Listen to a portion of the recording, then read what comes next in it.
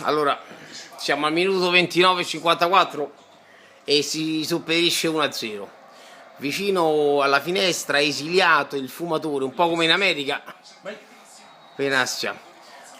Zani beve a birra ghiaccia che gli spacca i denti. È ancora Natale a casa Prezzo, però fino a Epifania, che tutte le feste porta via, è lecita la luce.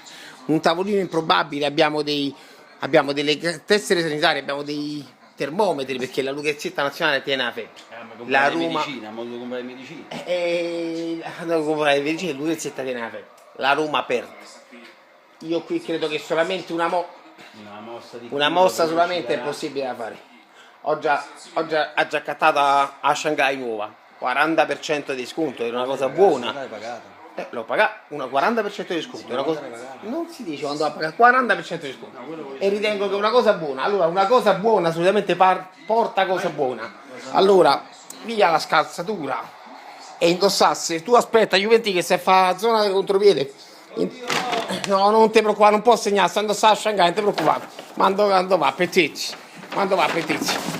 E allora, tenesse da indossare la scarpa buona, la scarpa delle grandi occasioni, la Shanghai nuova e ha già vinto la partita. Oh, vero? Sì, me la metto, non ti preoccupare quando vanno, petticci. E però qualcuno mi potrebbe anche coadiuvare, chissà, non è che la Shanghai nuova, calzino con i teschi. Calzino con i teschi, Zanni, hanno già paura. Zanni. Caperan. Queste neanche per Caperan hanno messo. Queste le metto la prima volta buono per giocare la partita. Quella buona, Zanni. Hai messo quella buona? Ho messo quella buona. Eccolo qua.